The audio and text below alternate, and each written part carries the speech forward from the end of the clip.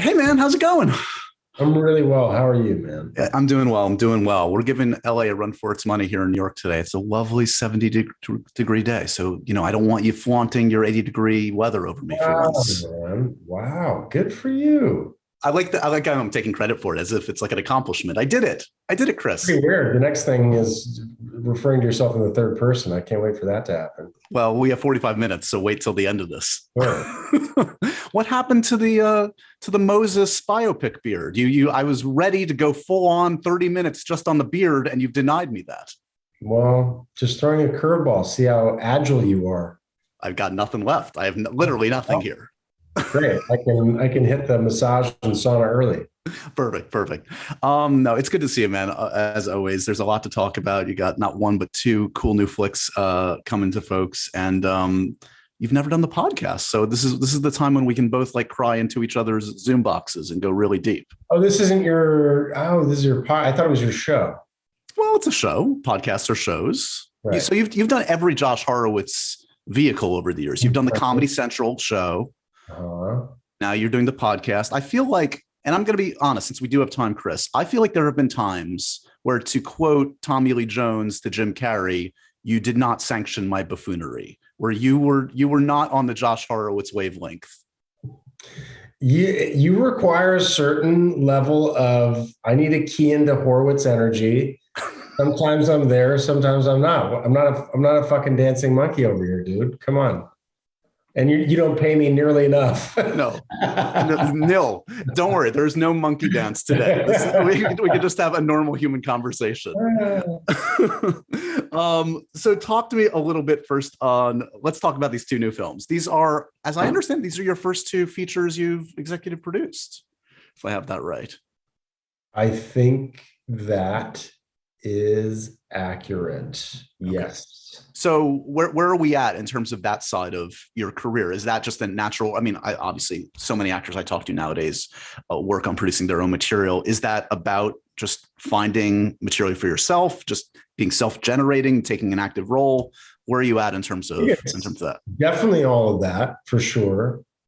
Definitely all of that for sure. Look, it's about a little bit more power and control, and it's nice to have at least contractually stated, you have to listen to me, so yeah, it's a security blanket, okay, if shit hits the fan, hey, I can say something here. Yeah. So being involved for many years where you feel like you're just the hired help it's nice to have a bit more control.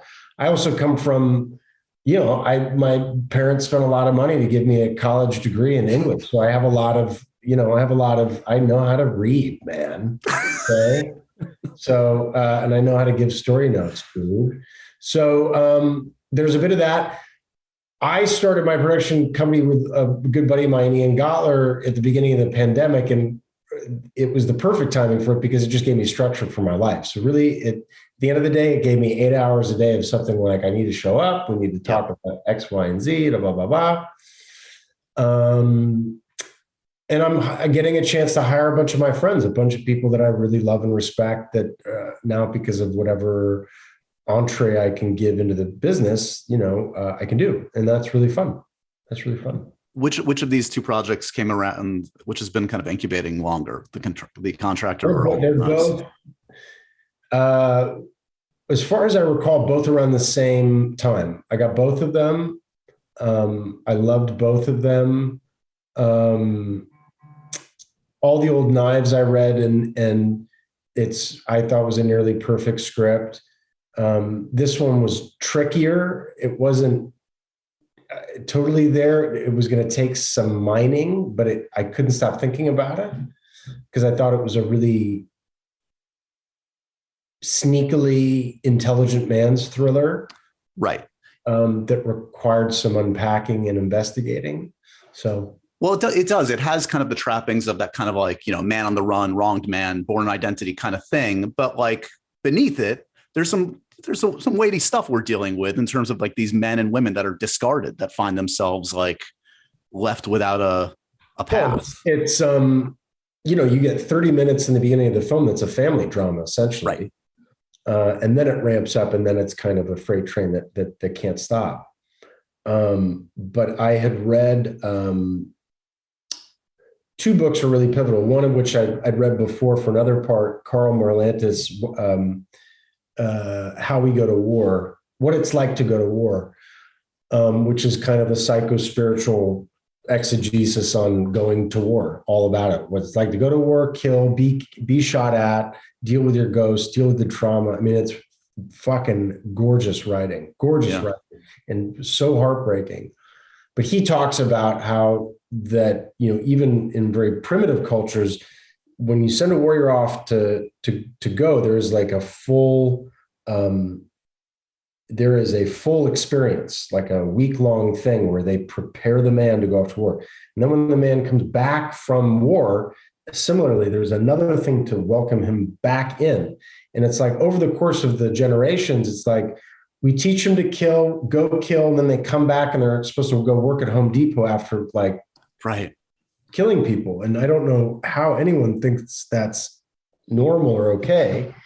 So that was really pivotal. And then the other book I read was Yuval Harari's Sapiens, which I know a lot of people read. But the thing that I got from that is this idea that the human being is the only animal on planet Earth that leads its life telling itself stories. We tell ourselves stories in order to give ourselves purpose to live. Yep. And I thought, what a fascinating thing. Like, I'd never thought about life that way, but it's what I'm involved in. It's my business, for God's sake. But James is a composite of these stories: honor, country, democracy, America, courage, battlefield honor, freedom, shining city on a hill, all these things that are just like America, America, America, America, America. But if you're really investigating that, what if all that's stripped away? What are you left with? What are you left? Yeah. What are you at the end of the day? Yeah. Anyway, that's my long-winded answer to that. No, it's all fascinating. And you also surround yourself, and I want to talk about this with respect to both films. This is your third, I believe, teaming with the great Ben Foster, who just is incapable of giving a shitty performance. This guy's just like the truth on screen always. I've always admired this guy. You guys clearly are thick as thieves by now.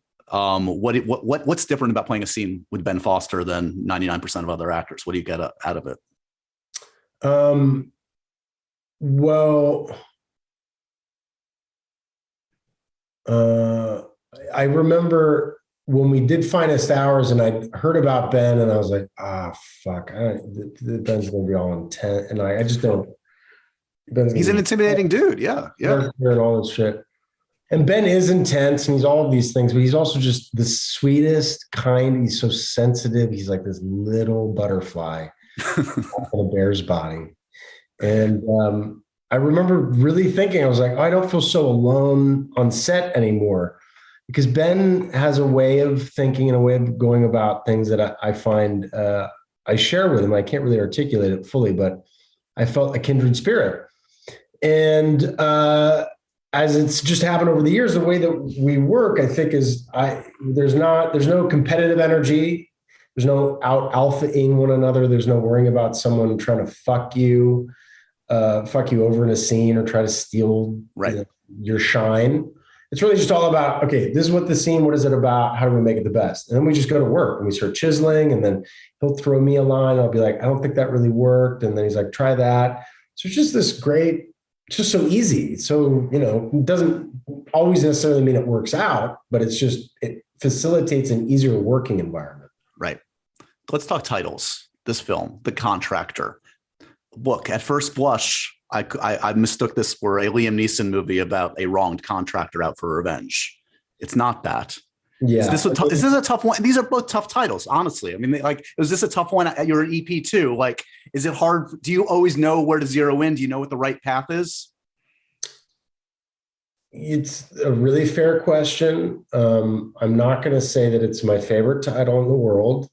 I understand why it was chosen. There is some logic behind it. I prefer the old title, Violence of Action, but as they tested it, people didn't understand what it meant or whatever.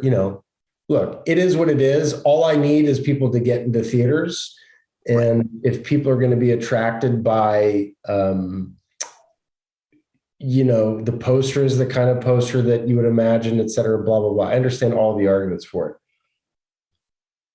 Come because you think it's going to be an action thriller, and I promise you there's more going on. I promise you there's a more complicated story than I would say 99% of these kinds of films, but you can have your cake and eat it too. So that's kind of what the feeling was about. 1,000%. It totally makes sense. Yeah, I'm a big fan, honestly, of All the Old Knives as well. This is right up my alley. I mean, this is like kind of like that slow burn kind of Jean Le Carré vibe.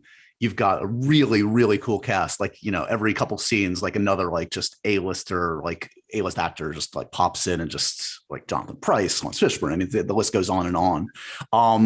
Again, like, I mean, look, these are apples and oranges. They're totally different kinds of movies, but you've also like, it's funny to look at the resume. Like, you've played a lot of different like shades of spy, military guy. yeah.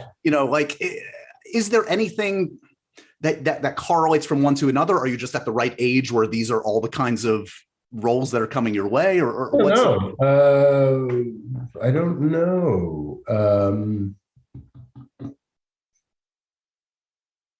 I don't know. Maybe because I have more lines on my face, people buy me as someone that's lived a longer life. I don't know. Right. But is this as much your jam? What I'm talking about, that kind of like spy thriller thing? All the Old Knives I put down.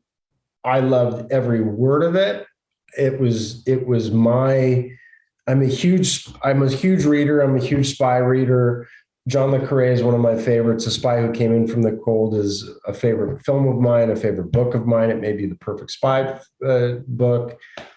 Elegant, elevated, mature, international intrigue. I'm there for, with like a sexy sex scene. I'm like, sign me up. I mean, that's my speed all day long. So to get the cast, and you mentioned all the A-list, but all of the bit parts too, so to speak, the day players and the background, the mosaic, the tapestry, they were just extraordinary. They're so good, this team of actors we got. And I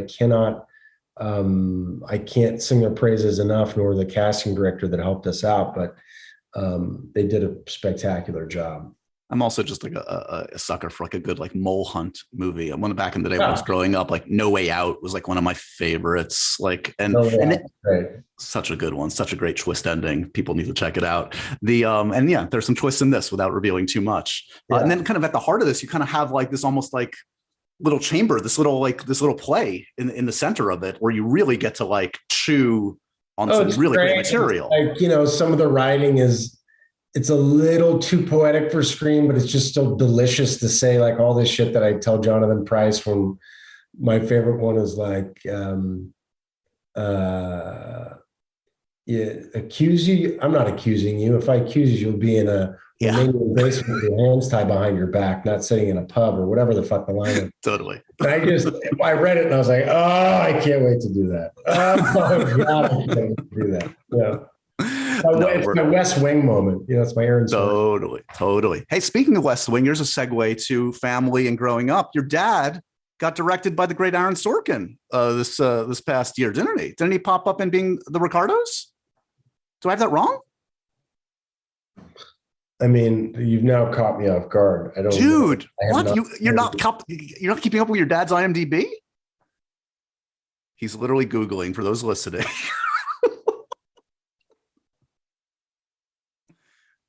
Here we go, please. Drum roll. I hope I have this right. If I don't, just for the record, no one will ever hear this. Oh my God. Chris. Apparently he is. Chris. He didn't tell me about that, though. Chris. Yes. Well, now you have another reason to check out the great Aaron Sorkin's latest work, Being the Ricardos.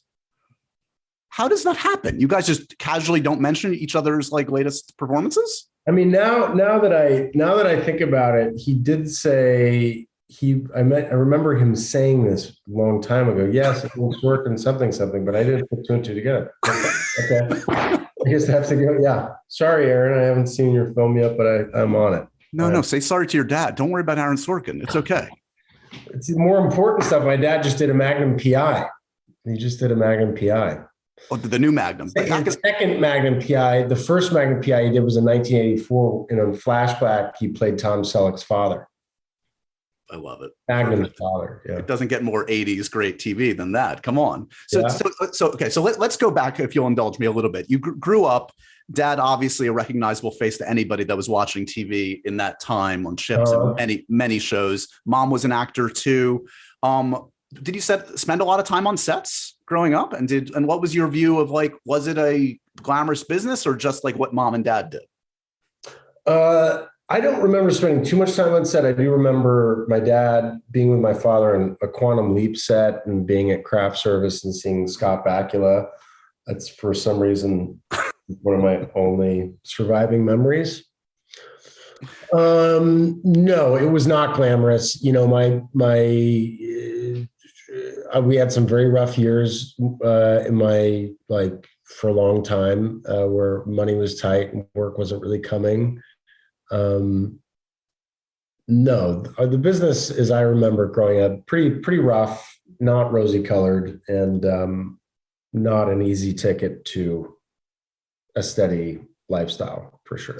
So how did that color your own pursuit of the business and the craft? I mean, like, was it kind of the last? You weren't like a child actor. You weren't acting, as I understand it. You weren't trying to get in things early. So was it kind of the last thing they were trying to do, and you just were pulled in by the end? I went to college and I was a very shy kid. I'd play sports in high school, but I went to a really small school, and I went to Berkeley, which is a huge school. And I was never going to play sports at a level that I wanted to. And I was shy. I didn't want to do the frat. So I didn't really have any friends. So I was trying to find something to do with myself. And a buddy of mine asked me to go. He said, you should try out this audition for this play. And I'd done one play in high school. So I went and auditioned for the play. I got the play. And then I just started, that's all I started doing, was doing every play I could do. And before you know it, I graduated from college, and I just didn't have any direction other than this thing that people told I was good at. And I was like, well, I may as well try that. And I did, and it worked out. I mean, I really. Did it early on? You talk about kind of like, I mean, did it give you self-confidence early on? It must have. Like, the only reason why I got involved in it early on is because people told me I was handsome and talented. And after having had horrific acne, cystic acne growing up, and no girlfriends, and to be told that you're, like, talented and handsome, right? It was tantamount to, like, getting, it was manna from heaven. So I was like, feed me, feed me, feed me. And so that initial drive to get that validation was really, really helpful, because I was really hungry for it, and served me really well for many, many years. And then it really didn't. And then ultimately I had to figure other things out. But that's why I got into it originally. This makes me love you all the more. I mean, because the people that have the secret, like Henry Cavill has, like, the fat kid always inside of him. He grew up a fat kid. That I can relate to. I can't relate to the guy. I thought, Chris, you were an alien. I thought you came out of the womb like this. This makes me feel a lot better. No, man. No, no. This is all a mask. Which always makes me, it makes me,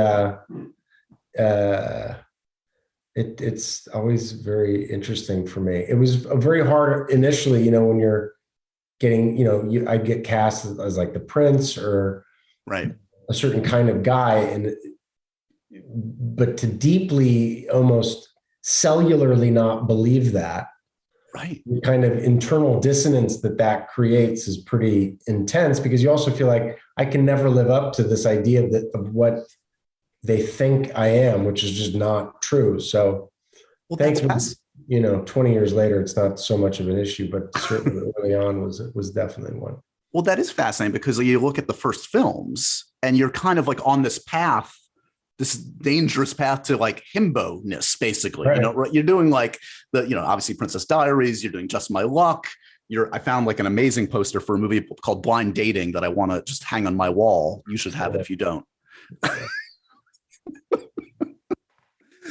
So this is fascinating. This must have been kind of a bit of a mind fuck. Like, it's like, oh, great. Like, these are really cool opportunities, but it's also like the thing you probably relate least to in your soul. The thing I relate to the absolute least. Like, I don't understand that guy. I don't understand being that guy. I don't understand being cool like that, like, at all. So, and all the stuff I was playing in college was,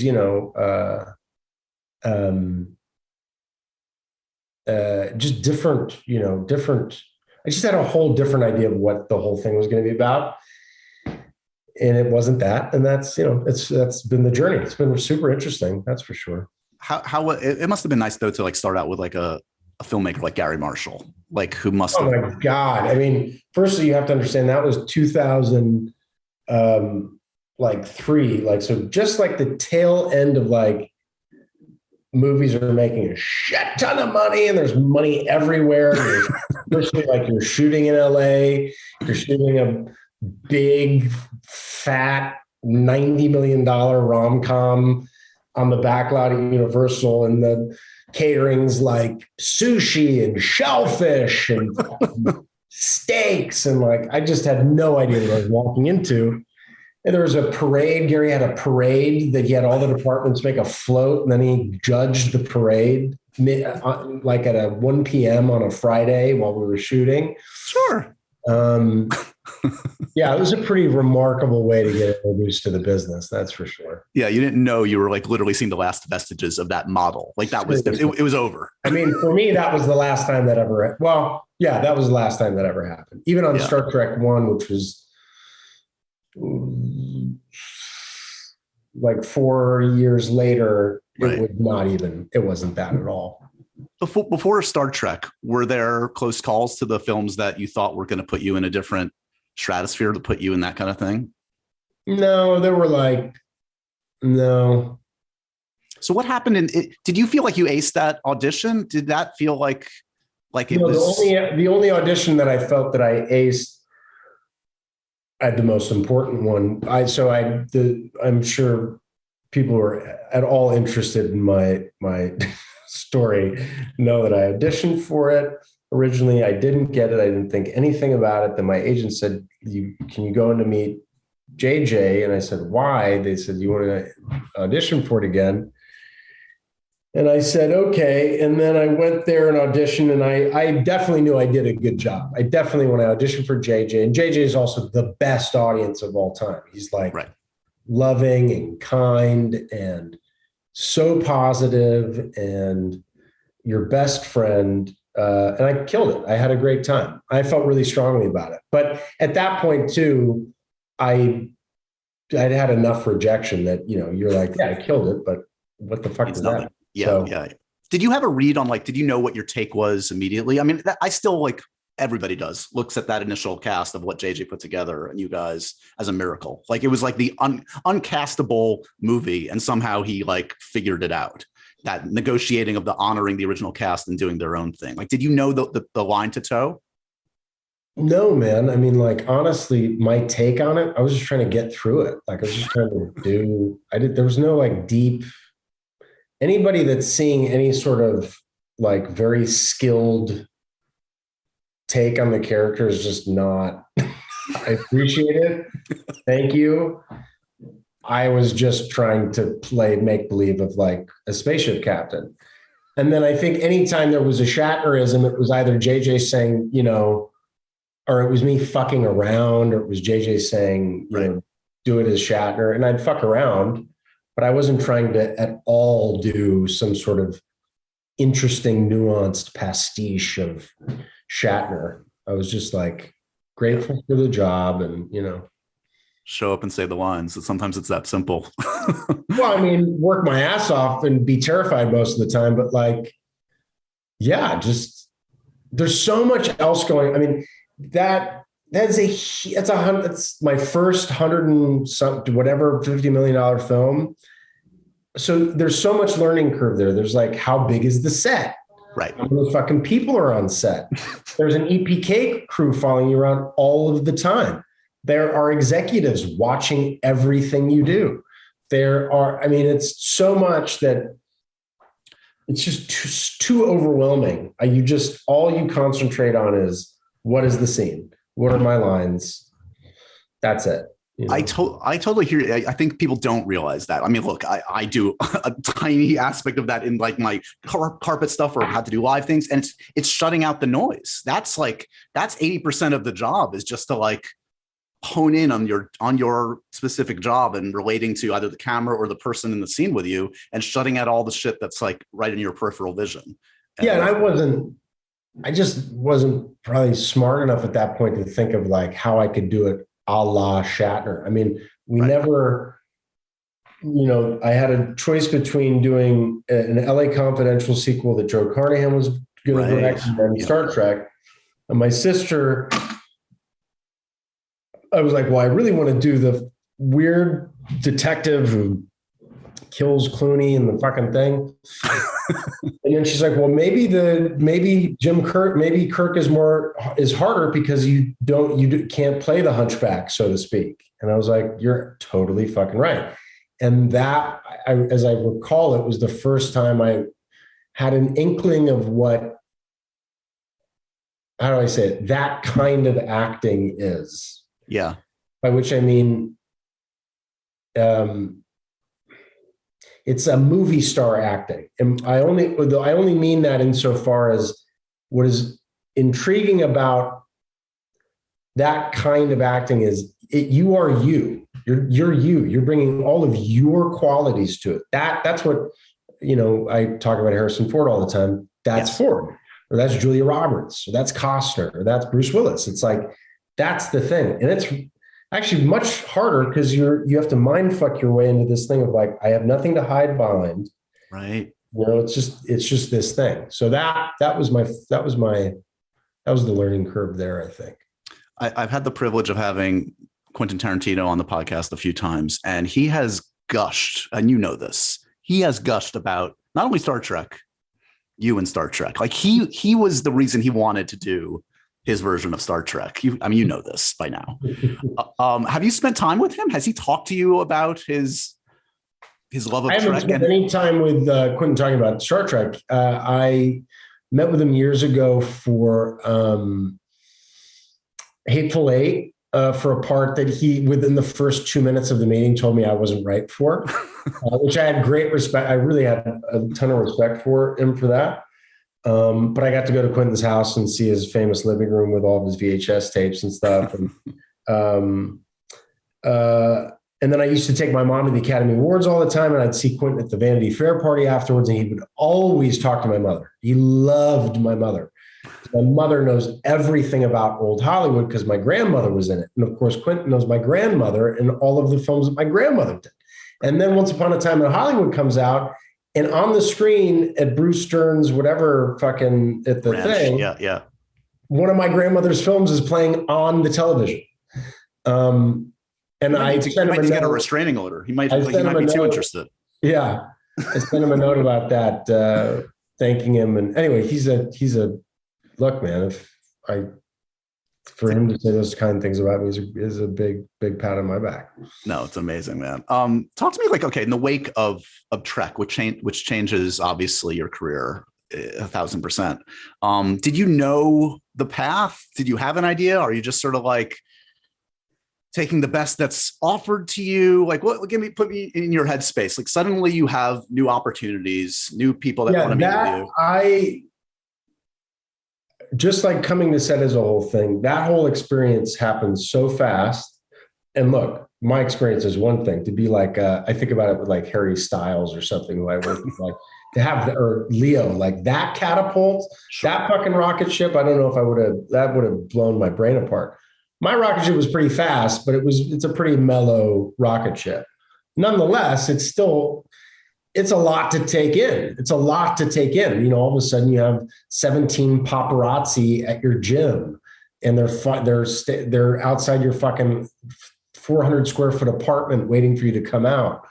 And you're getting offers all over the place. And I was a really, like, at that time, a very thoughtful, to a cursed extent, And so I waited a long time, and then Unstoppable came around, and that was like, I couldn't turn that down. I didn't want to do it because there really wasn't any part. It wasn't anything I was interested in doing, but it was a great script. It was like one of these scripts that were, it's about a train. It's like, how can this be interesting? And couldn't put it down. And then it was Denzel and Tony, who were my two of my heroes. So that was the thing. And then I really, really waited until This Means War, which but that's a whole nother podcast. All other things. So anyway, yeah. Talk to me a little bit about, you mentioned Tony Scott. That was sadly Tony's last film. It must have been a remarkable experience. He was a hell of a guy.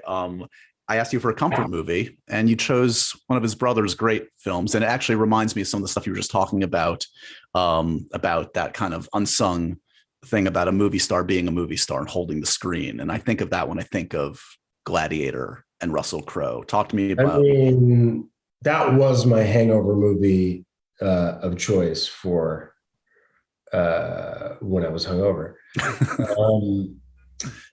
He is, I don't even know how to describe him in that film. He is like, he was my touchstone when I made Outlaw King. I was like, I just want to be Russell Crowe. And it was a mistake because it didn't work out as I'd hoped. But Jesus, man, I mean, handsome beyond all get out, but a man, and with such facility with his emotions and the whole thing. I could watch it all day long. It's a masterclass in movie star acting. Like, it's just, without a doubt, one of the best, I think.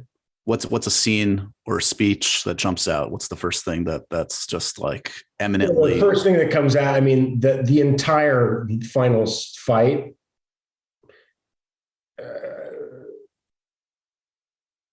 you're dealing with a crowd, you're dealing with Joaquin doing his thing, you're dealing with fighting, you're also dealing with dying, then you're dealing with thinking about your dead wife and son. It's like, that's a lot to play. That's a lot to play. And he just holds it right here. He doesn't do anything. He just holds it right there. That's spectacular. It's spectacular. He doesn't even cry. It's just like all here, holding all of it. And then I heard directorially, which was like a real coup. This is just hyperbole or apocryphal, but they ended up going back and shooting all of that hand through the wheat stuff. That was all either after they previewed or something, which makes the film. I mean, that makes the film. Yeah, that the gorgeous score, everything about it, totally. Ridley is apparently, I mean, he's like in his 80s and he's still just making a movie a year. It's insane. And giant movies, crazy. He's making Napoleon now. I know. With Joaquin. Speaking of Gladiator, son of Maximus, he's going to do the Gladiator sequel. You ready, Chris? Yes, sign me up. Yes, he's seriously going to do it. He's apparently, that's like his next film, I think. Get Team Pine on the line. I'm here. I'm ready. I'm so fucking here for that. What do you need? You got a lot in the can that I'm excited about. You mentioned Don't Worry, Darling, which we're all very excited about. Dungeons and Dragons, which comes from the Game Night folks, who I'm obsessed with that film. You've described it as a combination of Game of Thrones, Princess Bride, Basic Instinct, Godfather. No, not the last two, but... Yeah, you're exactly right. Game of Thrones meets Princess Bride with a dash of Holy Grail and a good dose of Goonies. Yeah. And what's your function in this? Are you like the dashing hero of our dreams, or are you playing with that a little bit, or what's fun for you? As usual, as per all of these contracts, I can't say anything. Right. But as I described before, I'm like the world's best and worst party planner. That's exactly what I would expect out of a Dungeons and Dragons movie. A party planner. That makes total sense. Did you ever play D&D growing up? I didn't. The first time I played D&D was right before I left. I played with my nephew and my family because my nephew's a huge D&Der. And we had so much fun. And if there's a group of people that couldn't be more well suited for D&D, it's a bunch of actors. Oh my God. Yeah. I mean, we had so much fun. We had so much fun. I think it should be de rigueur should teach like meditation, improv, D&D. Mask work. Yeah, exactly. Yeah, mask work. Exactly. We haven't seen anything of Don't Worry, Darling yet. Obviously, Olivia's next directing effort. Hell of a cast. Florence Pugh, you mentioned Harry, you. Seems like a much different kind of thing to Booksmart, clearly. What was fun about that one? Can you tease a little bit about that experience? Oh, well, what's not fun? I mean, I love Olivia. I've known her forever. She's just incredibly bright, incredibly intelligent. Wait, I read somewhere, were you up for Tron? Did you do the screen test with Olivia back for Tron?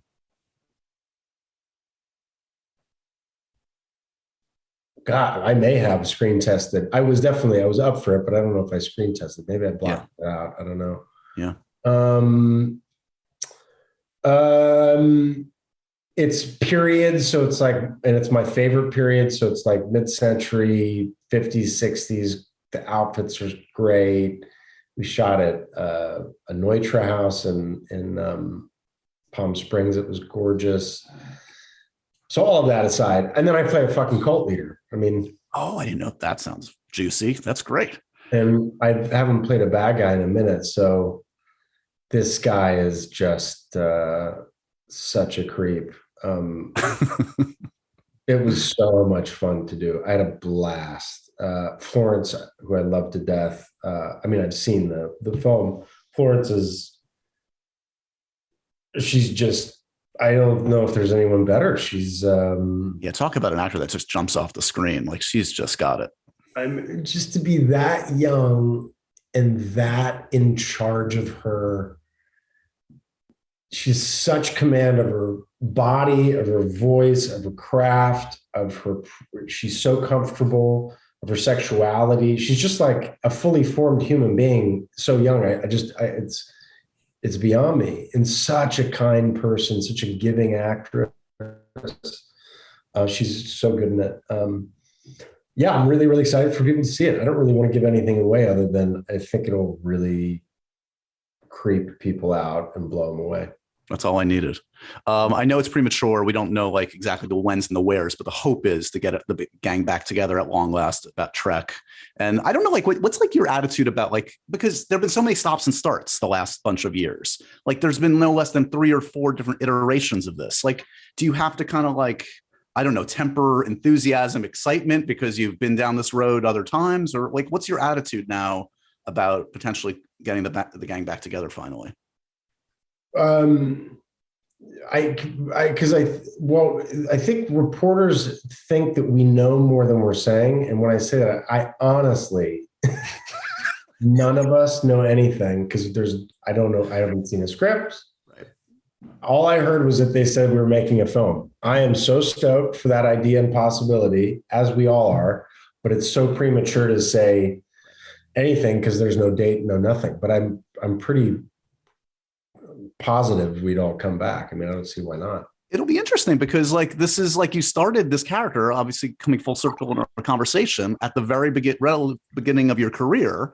And you're now an aged man in your early 40s, but that's going to be kind of fun. Like to kind of like, so it's super cool. Like I love the idea of, it's very rare to get a chance to play one character over the entire essentially course of your career. If I had the chance to do that, I think that'd be so cool. Yeah. So cool. So hopefully we get to do it. Did you ever, this is the last Trek thing, I'm just curious. Have you ever read any of these other scripts that have come and gone? Like the Noah Hawley or not one? That's crazy. Yeah, you are the last to know. You seem really cool with it too. You going to be directing soon? What's Pool Man? I am. Pool Man. We start in June. We have Danny DeVito and Annette Bening and myself. That's a good start. Yeah. Looking for actors, come on board. Yeah, this was something. So as we were talking about producing in the beginning, quarantine hit, and I had this idea for this film for a long time. And I looked for a writer to do it, and the writer kind of bailed and didn't have time for it. And so my writing partner and I sat down and we wrote it in about a month and a half, and just started playing with it. And over the past 2 years, we've been rewriting.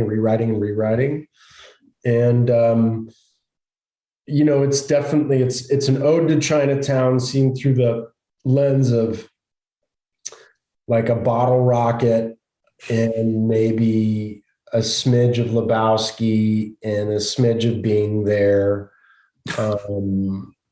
It's absurd and heartfelt, and definitely wears its heart on its sleeve. And I'm ecstatic. I'm ecstatic and terrified to do it. Well, these are all good touchstones. You're swimming in the right pool if you're aspiring to hit those notes. Nice. Where are you at in terms of theater? It's finally coming back to life here. I'm about to see my first play in New York in 2.5 years. I don't know if you have ever done the stage here. You haven't, right? You've done LA. I did a off Broadway one-man show in 2006 called The Atheist. No kidding. Okay. I don't know. You seem like Campbell Scott. Love him. You seem like the ultimate LA guy. I don't know where you're at, like your love affair, if you have a love affair with New York or not. Do you want to? I have a deep love affair with New York. I was just there actually. I saw my friends play Patrick Adams play Take Me Out, which is incredible. So good, so nice. Good, so funny. Really, really good. Good night out at the theater. Good time to spend after you haven't seen it. I love it. Was going to actually move there a long time ago, and then I started working, and it never worked out. But yeah, I mean, I could see myself. I would love to do theater or live there for a bit. Yeah, nice. You're welcome anytime. As I said, we've improved the weather just for you. Last, just it's all on me. Last time I spoke to you, I noticed, and I didn't mention it. You had a flip phone. What's up with that? Was that an ironic flip phone? Have you upgraded since then? What's I had a flip phone for 4 years. Okay. For 3 years. And then I just got an iPhone because I felt pummeled by how difficult being analog. It was very difficult. Yeah. It was very difficult. And in fact, but having just gotten this crack machine, it's really bad. These machines are they're sucking our souls out. It's horrible. It's really bad. Yeah. So I may immediately go back to a flip phone. I don't know if I can handle it. I don't know if my soul can handle it. No, I think it drops all of our IQs. Books, Josh, I used to was fucking murdering these books. Just 15 books in like 3 months. Just and then this showed up, and I can tell you everything about Pete Davidson and Kim Kardashian. I can't tell you a fucking thing about literature. I can't tell you a fucking thing about it. But now you can play Wordle. You can go on TikTok. All these pluses. I just want to vomit. I hate myself. Such self-loathing about it. Look, you're speaking my language, my love language, the self-loathing. Again, I can relate. Chris, thank you as always for the time. I hope my buffoonery wasn't too painful for you. It was great. It was great. Congrats on the 2 new films. And I look forward to seeing you when you finally come to your senses and move to my town. Absolutely, dude. Thank you.